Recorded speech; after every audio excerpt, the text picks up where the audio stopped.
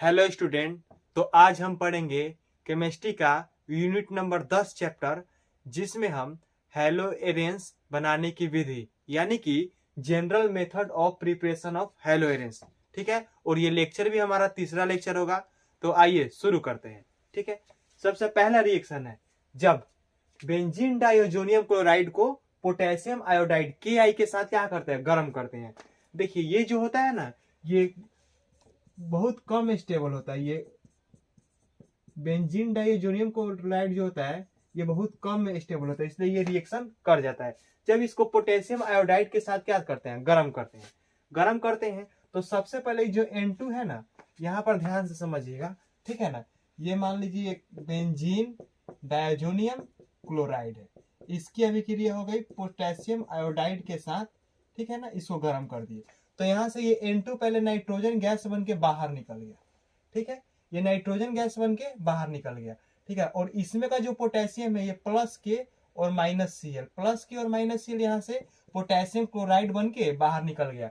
और इस बेंजीन के साथ यानी बेंजाइल के साथ, ठीक है, क्या जुड़ गया, आई, यानी कि ये हो गया आयोडोबेंजीन C6H5 और I, ठीक है। यहाँ से N2 गैस के रूप में निकल गया और ये क्लोरीन पोटेशियम के साथ पोटेशियम क्लोराइड बना दिया और ये I यहाँ पर आके लग गया बेंजाइल आयोडाइड बना दिया या आयोडोबेंजीन, ठीक है ना।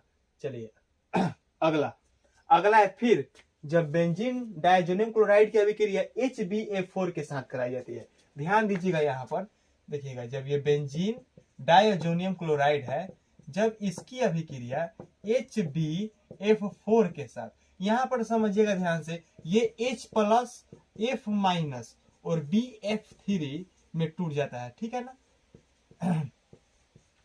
अब ध्यान दीजिएगा यहाँ पर जब इसको गर्म करेंगे, फिर से गर्म कर रहे हैं तो ये नाइट्रोजन गैस बन के निकल गया, यानी N2 गैस बन के बाहर निकल गया। और ठीक है, और इसके हाइड्रोजन के साथ ये क्लोरीन HCl यानी हाइड्रोक्लोरिक अम्ल बन के बाहर आ गया, ठीक है। बच गया फ्लोरीन और BF3, तो BF3 पहले ही से बाहर चल जाएगा और फ्लोरीन इस फिनाइल के साथ या बेंजाइल के साथ जुड़ जाएगा, यानी C6H5, यहाँ इसको भी बेंजाइल ही बोलेंगे, C6H5 और यहाँ पर F यानी कि फ्लोरोबेंजीन, क्या हो गया, फ्लोरोबेंजीन। अब तीसरा फिनॉल की अभिक्रिया PCl5 के साथ, किसके साथ, फिनॉल की अभिक्रिया PCl5 के साथ। आइए ध्यान दीजिएगा, जब फिनॉल को यानी कि C6H5OH फिनॉल है, इसको हम OH को ऐसे बॉन्ड देकर लिख देते हैं, किसके साथ, PCl5। तो PCl5 जो होता है, PCl5 वो Cl उसके बाद PCl3 और Cl, ठीक है ना। देखिए यहां से ये POCl3 बन गया और यहां से HCl बन के बाहर निकल गया, यहां से क्लोरोबेंजीन का निर्माण हो गया। तो यहां जब फिनोल की अभिक्रिया PCl5 के साथ कराई जाती है तो यानी कि हेलोरेंस में क्लोरोबेंजीन का निर्माण होता है, यानी कि यहां पर क्या बनेगा, C6H5Cl का निर्माण होगा।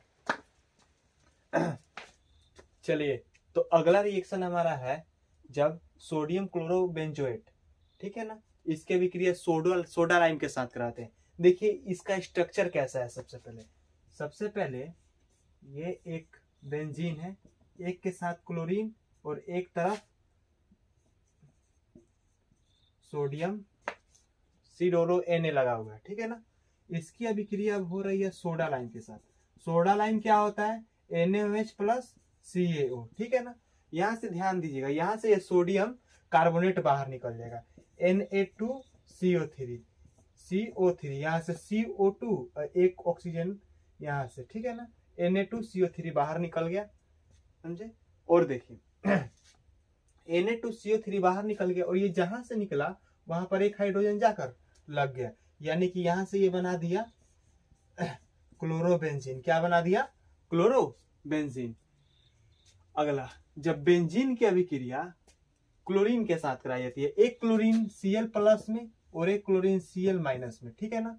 तो एक क्लोरीन इसके साथ जाके लग जाता है, किसके साथ, यहाँ पे बेंजीन के साथ, और ये जहां पर लगेगा क्लोरीन वहां से एक हाइड्रोजन HCl बनाकर बाहर आ जाएगा, यानी ये क्लोरीन एक जहां पर लगेगा जाके वहां से एक HCl बाहर, यानी एक हाइड्रोजन बाहर आएगा, तो वो क्लोरीन एक जो क्लोरीन बचा हुआ है उसके साथ ऐड हो जाएगा। चलिए अगला, फिर बेंजीन डायजोनियम क्लोराइड की अभिक्रिया हाइड्रोक्लोरिक अम्ल के साथ कॉपर पाउडर की उपस्थिति में कराई जाती है। ठीक है ना। तो देखिए यहाँ से क्या होता है, सबसे पहले तो नाइट्रोजन निकल गया, नाइट्रोजन निकला और ये क्लोरीन आकर यहाँ पर लग गया, नाइट्रोजन N2 यहाँ से ये निकल गया और ये HCl के साथ और ये Cl यहाँ पर आकर लग गए, क्लोरोबेंजीन का निर्माण कर लिया। इसमें कैटलिस्ट का काम कौन किया, तो कॉपर किया। कौन किया, कॉपर। ठीक है। अब यहाँ देखिए, फिर बेंजीन डायजोनियम क्लोराइड को CuBr की उपस्थिति में गर्म करते हैं, यानी कॉपर ब्रोमाइड की उपस्थिति में जब गर्म करते हैं तो ये नाइट्रोजन गैस बन के निकल जाता है और यहाँ से डायरेक्ट हेलोरेंस का निर्माण हो जाता है। ये जो नाइट्रोजन है ना, यहाँ से गैस बन के निकल जाता है और डायरेक्ट हेलोरेंस का निर्माण हो जाता है। ठीक है। तो ये हमारे हैं general method of preparation of haloarenes. ठीक है। इन 7 विधियों से हमारा हेलोरेंस का निर्माण होता है।